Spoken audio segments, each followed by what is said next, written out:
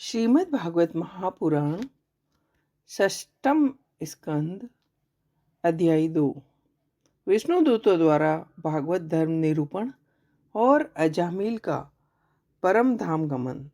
श्री सुखदेव जी कहते हैं, परीक्षित, भगवान के नीति निपुण एवं धर्म का मर्म जानने वाले पार्षदों ने यमदूतों का यह अभिभाषण सुन उनसे इस प्रकार कहा। यमदूतों, यह बड़े आश्चर्य और खेद की बात है कि धर्मज्ञों की सभा में अधर्म प्रवेश कर रहा है, क्योंकि वहाँ निरपराध और अदंडनीय व्यक्तियों को व्यर्थ ही दंड दिया जाता है। जो प्रजा के रक्षक है, शासक है, समदर्शी और परोपकारी है, यदि वे ही प्रजा के प्रति विषमता का व्यवहार करने लगे तो फिर प्रजा किसकी शरण लेगी। सत्पुरुष जैसा आचरण करते हैं, साधारण लोग भी वैसा ही करते हैं। वे अपने आचरण के द्वारा जिस कर्म को धर्म अनुकाल प्रमाणित कर देते हैं, लोग उसी का अनुकरण करने लगते हैं। वही दयालु सत्पुरुष जो प्राणियों का अत्यंत विश्वास पात्र है और जिसे मित्र भाव से अपना हितैषी समझकर आत्मसमर्पण कर दिया, उन अज्ञानी जीवों के साथ कैसे विश्वासघात कर सकता है। यमदूतों, इसने कोटि कोटि जन्मों की पाप राशि का पूरा प्रायश्चित कर लिया, क्योंकि इसने विवश होकर ही सही भगवान के परम कल्याणमय मोक्षप्रद नाम का उच्चारण किया।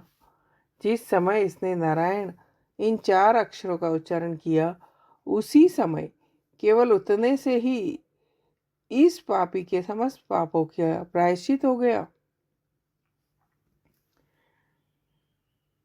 चाहे चोर, शराबी, मित्रद्रोही, ब्रह्मघाती ऐसे लोगों का संसर्गी, राजा, पिता और गाय को मारने वाला, चाहे जैसा और जितना बड़ा पापी हो, सभी के लिए इतना ही सबसे बड़ा प्रायश्चित है कि भगवान के नाम का उच्चारण किया जाए, क्योंकि भगवत नाम के उच्चारण से मनुष्य की बुद्धि भगवान के गुण, लीला और स्वरूप में रम जाती है और स्वयं भगवान की उसके प्रति आत्मीय बुद्धि हो जाती है।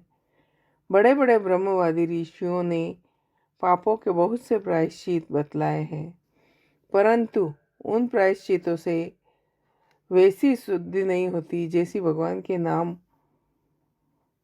से उच्चारण करने से होती है, क्योंकि वे नाम पवित्र कीर्ति भगवान के गुणों का ज्ञान कराने वाले हैं। यदि प्रायश्चित करने के बाद भी मन फिर से कुमार्ग में दौड़े तो वह चरम सीमा का पूरा प्रायश्चित नहीं है। इसलिए जो लोग ऐसा प्रायश्चित करना चाहे, उन्हें भगवान के गुणों का ही गान करना चाहिए, क्योंकि उससे चित्त सर्वदा शुद्ध हो जाते हैं। इसलिए यमदूतों, तुम लोग अजामिल को मत ले जाओ। इसने सारे पापों का प्रायश्चित कर लिया है, क्योंकि इसने मरते समय भगवान के नाम का उच्चारण किया है। बड़े बड़े महात्मा पुरुष यह बात जानते हैं कि संकेत में, परिहास में, तान में या किसी की अवहेलना करने में भी यदि कोई भगवान के नामों का उच्चारण करता है तो उसके सारे पाप नष्ट हो जाते हैं। जो मनुष्य हरि हरि कहकर भगवान का नाम का उच्चारण कर लेते हैं, वह यम यातना का पात्र नहीं रह जाता। मैं ईश्वर ने जानबूझकर बड़े पापों के लिए बड़े और छोटे पापों के लिए छोटे प्रायश्चित बतलाए हैं।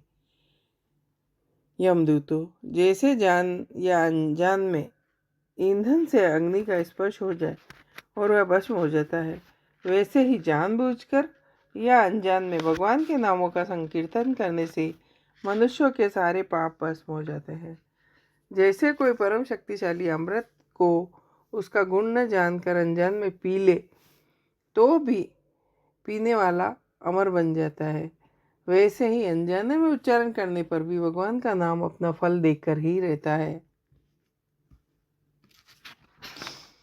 सुखदेव जी कहते हैं, राजा ने इस प्रकार भगवान के पार्षदों ने भगवत धर्म का पूरा पूरा निर्णय सुना दिया और अजामिल को यमदूतों के पास से छुड़ाकर मृत्यु के मुख से बचा लिया।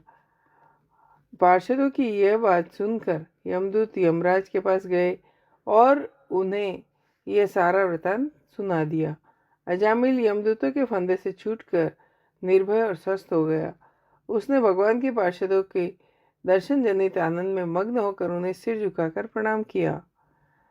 भगवान के पार्षदों ने देखा अजामिल कुछ कहना चाहता है, तब वे सहसा उसके सामने वहीं अंतर्ध्यान हो गए।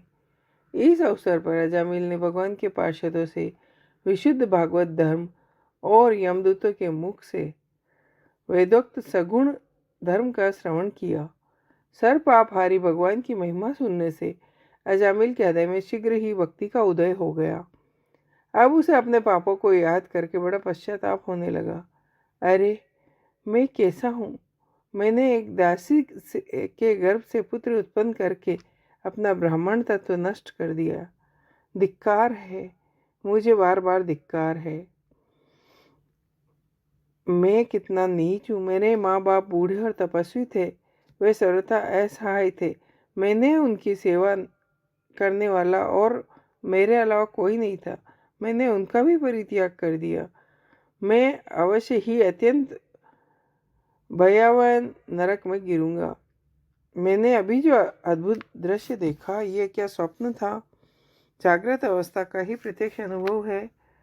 अभी अभी वे मुझे अपने फंदे में फंसाकर पृथ्वी के नीचे ले जा रहे थे।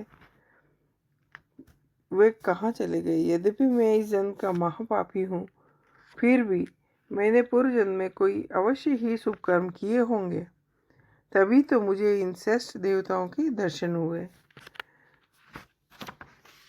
मैं उल्टागामी और अत्यंत अपवित्र हूँ। यदि पूर्व जन्म में मैंने पुण्य न किए होते तो मरने के समय मेरी जीभ भगवान के मनमोहक नाम का उच्चारण कैसे कर पाती? कहाँ मैं महाकपटी और कहाँ भगवान का वह परम मंगलमय नारायण नाम। अब मैं अपने मन, इंद्रिय और प्राणों को वश में करके ऐसा प्रयत्न करूँगा अपने को नरक में न डालूं। अज्ञानवश मैंने अपना शरीर समझकर उसके लिए बड़ी बड़ी कामनाएं की। भगवान की माया ने स्त्री रूप धारण करके मुझ अधम को फांस लिया। मैंने सत्य वस्तु परमात्मा को पहचान लिया। अतः अब मैं शरीर में मैं तथा मेरे का भाव छोड़कर भगवान नाम के कीर्तन आदि से अपने मन को शुद्ध करूँगा और उसे भगवान में लाऊंगा। श्री सुखदेव जी कहते हैं, परीक्षित, उस भगवान के पार्षद महात्माओं का केवल थोड़ी ही देर के लिए सत्संग हुआ।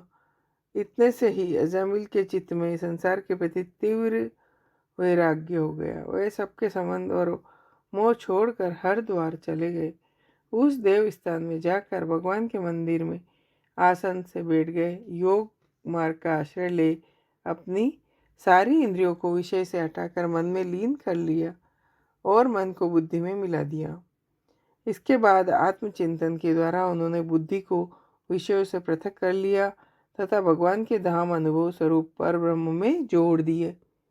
इस प्रकार जब अजामिल की बुद्धि त्रिगुणमयी प्रकृति से ऊपर उठकर भगवान के स्वरूप में स्थित हो गई, तब उसने देखा उसके सामने वे ही चारों पार्षद खड़े हैं। अजामिल ने सिर झुकाकर उन्हें नमस्कार किया। उनका दर्शन पाने के बाद उन्होंने तीर्थ स्थान पर गंगा के तट पर अपना शरीर त्याग दिया और तत्काल भगवान के पार्षदों का स्वरूप प्राप्त कर लिया। अजामिल भगवान के पार्षदों के साथ विमान पर आरूढ़ हो भगवान लक्ष्मीपति के निवास वैकुंठ को चले गए। परीक्षित, अजामिल ने निंदनीय कर्म के कारण पतित हो गए थे, परंतु भगवान के एक नाम उच्चारण करने से वे उनसे तत्काल मुक्त हो गए। परीक्षित, यह इतिहास अत्यंत गोपनीय और समस्त पापों का नाश करने वाला है। जो पुरुष श्रद्धा भक्ति के साथ इसका श्रवण कीर्तन करता है वह नरक में कभी नहीं जाता। यमदूत के दूत तो आंख उठाकर उसकी ओर नहीं देखते। बैकुंठ लोक में उसकी पूजा होती है। परीक्षित, देखो, अजामिल जैसे पापी ने मृत्यु के समय पुत्र के बहाने भगवान के नाम का उच्चारण किया, उसे भी बैकुंठ की प्राप्ति हुई। फिर जो लोग श्रद्धा के साथ भगवान का नाम उच्चारण करते हैं उनकी तो बात ही क्या है। इति श्रीमद्भागवत महापुराण परमहंसाय संहिताय षष्ठ स्कंद द्वितीय अध्याय। जय हो।